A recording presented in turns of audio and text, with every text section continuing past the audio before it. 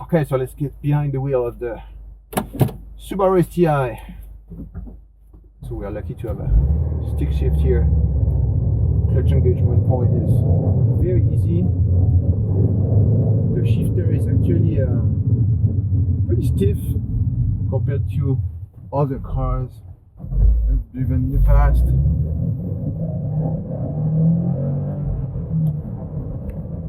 Suspension pretty hard.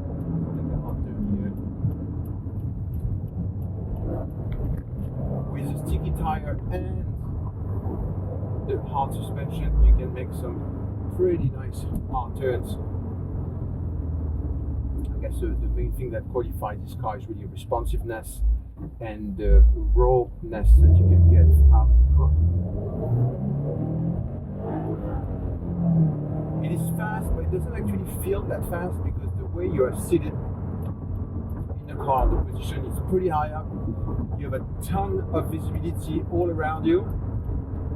That makes it that really the car does not feel that impressive because it's just so easy to drive in terms of visibility. You know, again, remember it's based out of a pretty generic sedan car, and it has all of the aspect of an easy car to drive, but now you have that boosted version.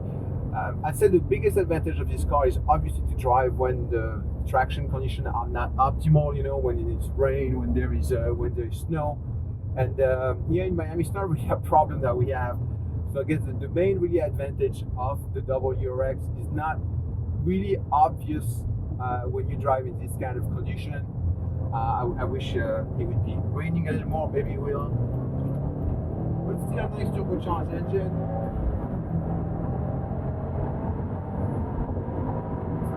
In here, there was kind of noise.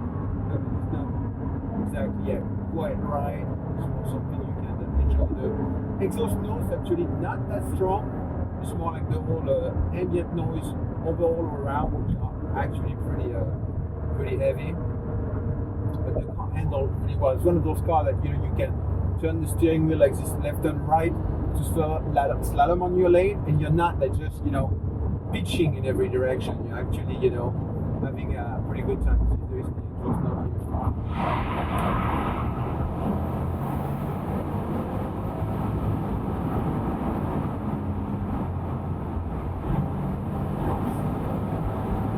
You gotta hear the exhaust.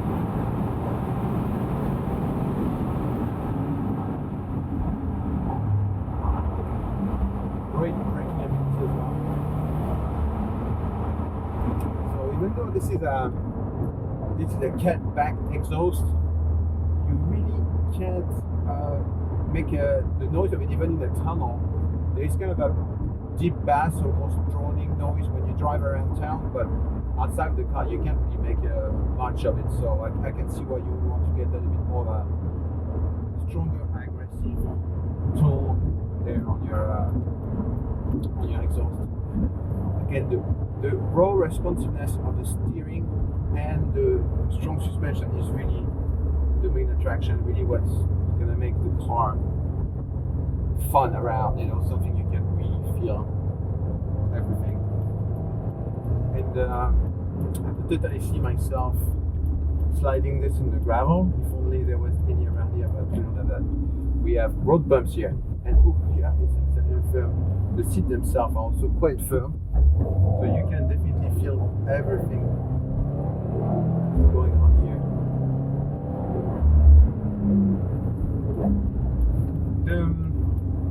The Hilton is actually a little hard to do here because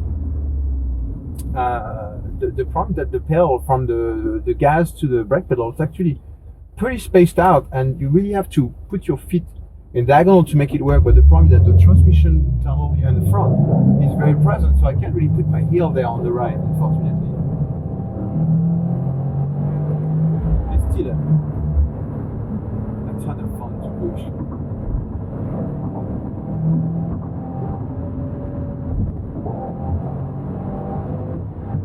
Really cool noise, and so responsive. Like you really feel that glued to the road feeling. You really have it. 4-wheel drive.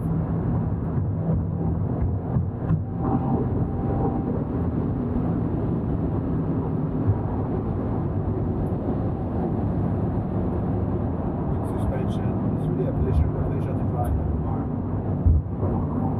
But it's definitely not a car you're going to want to drive on the highway for a long time because it is just noisy. For the price, it is a really fun 4-wheel drive car. So that's really what that car is for, you know, like a good, fun 4-wheel drive car with a nice turbo engine that allows you to push it. Very cool. Very cool. Very cool.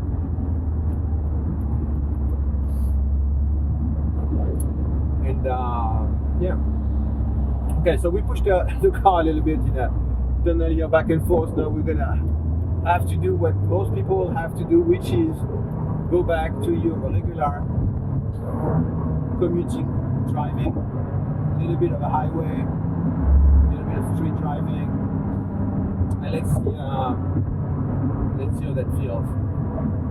So the whole rawness of the car, which makes it super exciting to drive, quickly fade out when you want to go on longer trip, unless you're really keeping on it, keep on hammering on it. So it's definitely a car that you're gonna want to push to enjoy. If not, if you're just cruising, you have a lot of you have all the drawback of that type of car, and not many advantages. You know, it's a stronger suspension.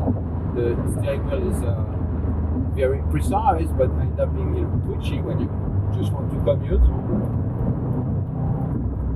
And it's not the torqueist engine either, so you do have to do quite an amount of gear change in order to stay within the power band. So, shit. I guess that's what happens when you drive a little too fast. People don't see you coming. People change lane, and they don't expect cars to go fast next to them. So that's exactly what you want to avoid when you drive a little too fast in the street. Maybe I hated that part, I don't know. But yeah, with that kind of car, you have tendency a little bit to push the car in the city, and then you end up in trouble because people are not used to that kind of driving. And that's my biggest problem with peaky sports car like this, is that you don't really feel like you want to put the car like in just cruise mode, because it's just a bit too painful. So definitely not for we can control their temperament here.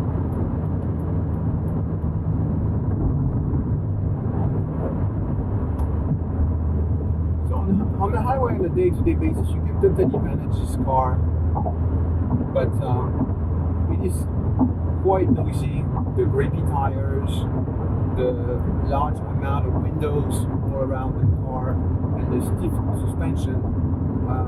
It's not exactly a good recipe to drive for a long range. And the comfort of the suspension, I'd say, is almost quite acceptable, considering how well the car balances itself when you're in the corner and pushing it off. It's really not bad. But the noise level is really what would bother me a lot more. It's quite noisy. You get big tires, large windows, and to speak in the car. If I was going to speak to a passenger here, I would literally have to push my voice to quite a level for maintaining a regular conversation. So that's quite something to say. So my take on the Subaru STI is that you should really consider this car if you're going to use all the benefit of the all-wheel drive system from Subaru, which means you are in climates that are not, perfect weather all year long. If you have snow, ice, a lot of rain, a lot of wet pavement for long periods of time, and also you definitely also want to have some kind of consideration for the pavement you're going to be driving on, because if the roads are really bumpy where you drive, potholes, stuff like that, like in the northern part of the country, it might get painful for you because the suspension are pretty strong on this car. Okay, you're waiting some traffic.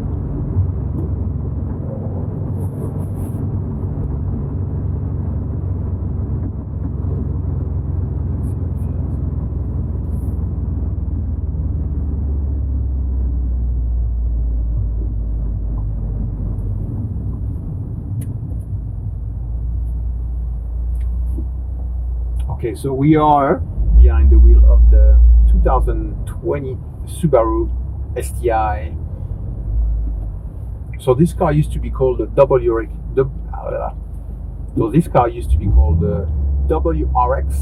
STI, but a few years back they decided that the WRX and the STI would be two completely different models, which I think was a little bit ridiculous, because this is really a WRX trimline. It is built all around the WRX, and pretty much if you don't know what an STI is or how it drives, you can barely tell by stepping in the car. If you're not looking at the gigantic wing, you can barely tell what are the difference. Of course, the seats are nicer, you have a couple of red stitching here and there, but the car is extremely similar. So overall, you're driving in a relatively economic, cheap sedan, and that is what allows the car to have that kind of level of performance at the price it is right now. But you also have all the inconvenience, of course, of a cheaper car, which is a lot more noise in the car, cheaper material. Even though the cheaper material really don't bother me at all in this car, I'd say the way it looks and feels is very acceptable. Everything is nicely put together. The button, everything works well. But for example, for the entertainment system, you can see how it's a little bit unreasonably slow for a car of that price range, because now you're on the top end of it. You're talking about the top trim line, so you're paying the biggest bucks possible for a car that is overall relatively cheap. So you have to think about that aspect. Every time you buy the top end of a car, you're kind of paying the biggest premium over a base model. So you really have to enjoy the performance characteristics of the car. Make sure you buy the one that fits your need the most. And for the STI, I think it's all about the four-wheel drive system. So if you can enjoy most of those capabilities because you're driving on gravel roads or in the snow or on places that maybe where it's kind of always wet pavements, close to the coast, up north, maybe Washington or something like that, then that's interesting. If not, I think you're better off putting your money in a car like the Golf GTI, and not even the R four-wheel drive. Again, like if you don't need any of those, the Golf GTI, for example, in Miami, I think it's a great value because we have mostly wet pavement here. Sure, it rains a lot, but it's not for very long, prolonged period of time, and the pavement is still pretty neat because it's just so much traffic. Even when it's wet on the ground, it doesn't stay greasy and scary for a very long time because it's just so many cars driving around.